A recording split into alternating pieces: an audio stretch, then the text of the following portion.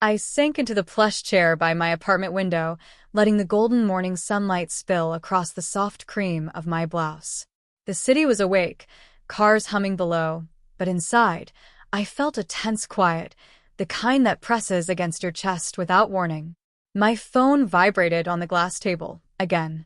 I reached for it, brushing my manicured fingers against the smooth surface, and saw the message blinking. "Can you cover James' tuition this year? Mom said he needs it ASAP." I froze.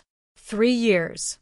3 years of quietly paying my nephew's school fees, buying his books, even covering extracurriculars, all while smiling through facades and polite conversation. I never asked for thanks. I didn't want it.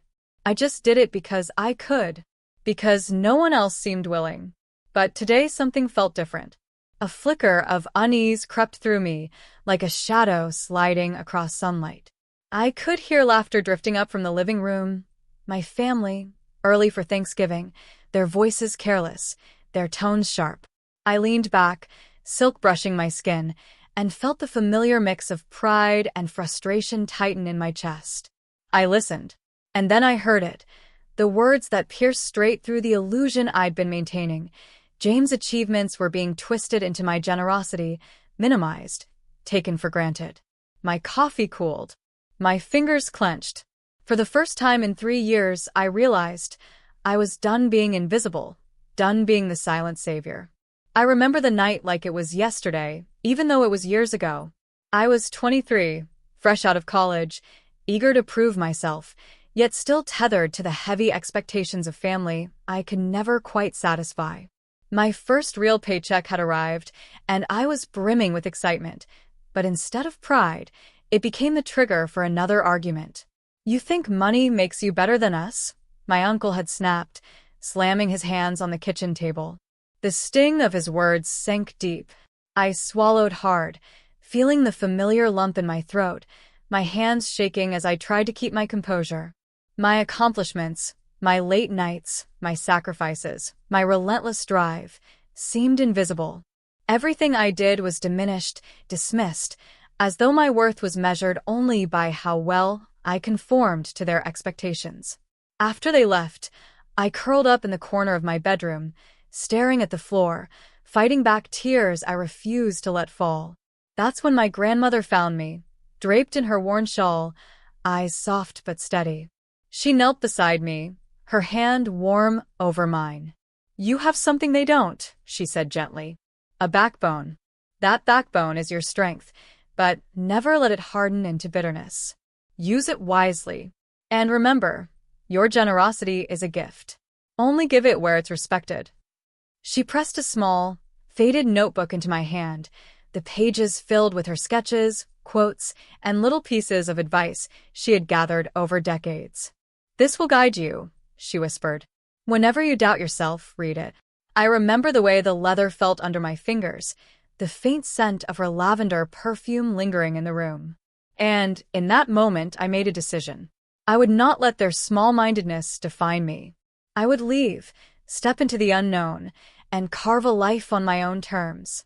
That night, the notebook became my talisman, a promise to myself that my worth would never again be dictated by anyone else's approval.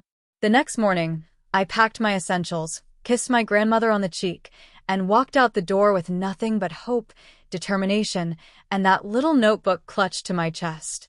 I didn't know where I was going, but I knew one thing. I would survive, and I would thrive.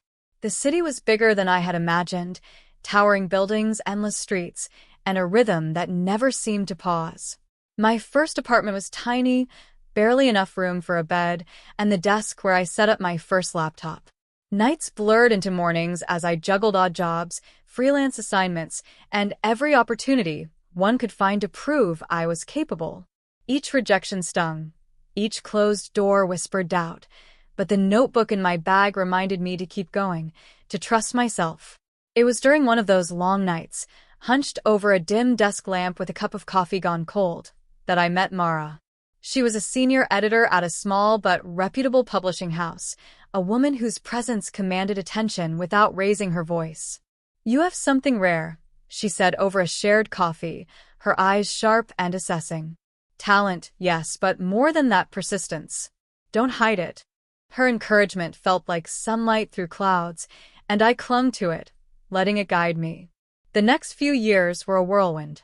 I stayed up until my eyes burned, learning everything I could about marketing, writing, and the subtle art of negotiation. I made mistakes, big ones, but I learned faster, recalibrated, and tried again. My first small client came through a local startup wanting a website overhaul.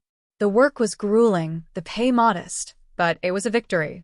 Then came the second and the third. Slowly, the apartment I once shared with doubt and fear began to fill with signs of success. A slightly bigger desk, a small art print, the first framed certificate of achievement. Through it all, I kept my family in the dark.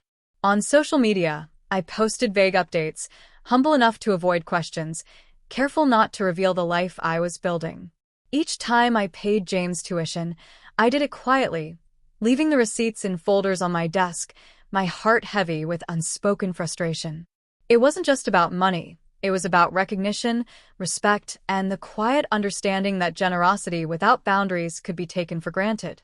And yet, amid all the struggle, I began to see the woman I was becoming, confident, capable, unafraid of silence, and unyielding in the pursuit of independence.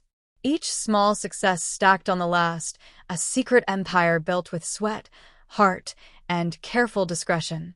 I had learned how to survive and, more importantly, how to thrive, without anyone else's approval. Thanksgiving arrived, crisp and golden outside, but inside my apartment, tension hung like a velvet curtain. My family had arrived early, unannounced, with smiles that didn't reach their eyes and voices coded in expectation. They assumed I would greet them with meek apologies, a humble shrug, a life of quiet struggle that matched the narrative they had told themselves for years. Instead, they stepped into my home and froze. The space was filled with subtle luxuries I had acquired over years of hard work, art prints I had collected from local galleries, shelves lined with books I had handpicked, my desk meticulously organized with contracts, awards, and framed accomplishments. The scent of fresh flowers mixed with a faint aroma of my carefully brewed coffee, and sunlight spilled across the polished surfaces, making everything gleam with understated elegance. I watched them, letting them take it all in. I savored the brief moment of disbelief on their faces, the widening eyes, the tentative glances, the involuntary shifts of weight as they tried to process the woman standing before them. Finally, I spoke, my voice steady, warm but commanding. "You've been asking for help with James for 3 years," I said, letting the words hang in the air. "You never once stopped to ask what was happening behind the scenes. You assumed my generosity would continue without question, without thought." I could see the flicker of guilt, the first flush of shame. I took a deep breath, letting the moment stretch, then continued. "I've paid his tuition for 3 years. Books, supplies, extracurriculars, you name it. Every single time, quietly, without fanfare. And yet, here you are, speaking as though it's an obligation you were owed, as though my support is something trivial."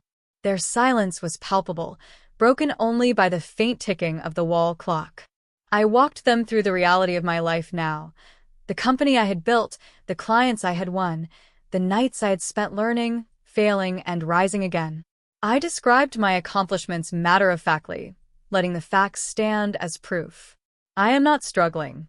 I am not dependent. I am powerful, independent, and capable of choosing where my energy and my generosity goes. I watched as disbelief shifted to awe and finally, in some, to shame. They had underestimated me for years, assuming the quiet niece who left home would flounder. And now, they were confronted with the undeniable truth. The woman before them had not just survived, she had flourished. And then, with deliberate calm, I delivered the final blow. "I could continue to help James, but not on your terms. Not while my efforts are taken for granted. Not while my kindness is dismissed as expectation. The time for assumptions is over." I let the silence sink in, my heart steady, my mind clear. They were seeing me now, truly seeing me for the first time. And I relished it. Not in revenge, but in the quiet triumph of truth finally unveiled. The room was still, charged with the weight of unspoken realizations. I could feel the shift in energy. The power I had quietly built was no longer hidden, and now I had the choice. How much, if any, of that power I would share. I let my eyes travel over each face, noting the flickers of shame, disbelief, and hesitation. I wasn't angry, not really. I was resolute. Here's the deal, I began, voice steady, firm but tempered with care. If any of you want my help with James, or anything else, I need certain conditions met. And these are non-negotiable. I paused, letting each word settle. First, accountability. No more assumptions that I will step in to fix what you won't even try to handle yourselves. James deserves your engagement, not just my money. I looked at my sister, her lips pressed together, and continued. You will provide updates on his schoolwork. I don't want excuses, I want effort. I don't want to hear we forgot, or it's too hard. You'll show responsibility, and you'll show it consistently. Turning to my mother, I softened slightly. And you, Mom, your words have often underestimated what I can do. That stops now. Support James, yes, but support me too, by respecting boundaries. Toxic habits, careless criticism, and dismissiveness are no longer tolerated. If you cannot meet these expectations, my help stops. Finally, I addressed my uncle, whose smug expression had faltered into unease. And you, if you hope to be part of this family's progress, you'll take responsibility for your actions. Stop relying on my generosity as a crutch. Show effort, take initiative, and treat my contributions as what they are, gifts, not obligations. I let the words sink in. Compassion mixed with firmness. I wasn't punishing them, but I was reclaiming my space. My generosity had limits, and those limits were now clearly drawn. I was not their rescuer anymore. I was a woman in control of her life, her resources, and her choices. Understand this, I said, letting my gaze sweep across the room one last time. I care about James, and I want him to succeed. I care about you, too, but I will never allow old patterns to dictate my life. You can rise, or you can stay the same. The choice is yours, but if you choose poorly, I will step back. Permanently. The tension was thick, but beneath it, a subtle shift had begun. Their shame was uncomfortable but necessary. Change had to start with awareness, and for the first time, I felt a cautious optimism that they might actually step up. Months passed, and slowly, I began to notice subtle but meaningful changes. James's grades improved, his enthusiasm for learning finally genuine rather than a performance to satisfy my intervention. My sister, once careless with responsibility, now sent updates and celebrated small victories with him. My mother, too, softened, her words tinged with respect rather than judgment. Even my uncle, reluctant at first, started to acknowledge effort, taking steps he had never taken before. I watched all of this from the quiet comfort of my office, my grandmother's notebook open on the desk before me. Its pages, worn and yellowed, still carried the wisdom that had guided me through every storm. I traced a familiar quote with my finger. Strength without kindness is brittle. Kindness without boundaries is taken for granted. I smiled, realizing how far I had come. The journey had been painful, yes, but necessary. It had forged a woman who could give without losing herself, who could love without being exploited, who could define success on her own terms. I had learned that generosity had to be paired with discernment, that self-respect was the truest gift I could offer anyone. The apartment around me reflected that growth. Light spilled across polished surfaces, the scent of fresh coffee lingered, and a small bouquet of flowers from James brightened the corner of my desk. I felt a sense of closure, not because the past had vanished, but because I had reclaimed my power and chosen carefully where to place my energy. And as I looked out over the city skyline, golden in the late afternoon sun, I whispered softly, half to myself, half as a promise to the woman I had become. I give, but I will never be taken for granted again. The words settled in my chest, warm and steady, a final echo of strength, independence, and grace.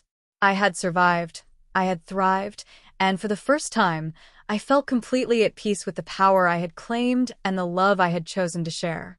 Bottom of form.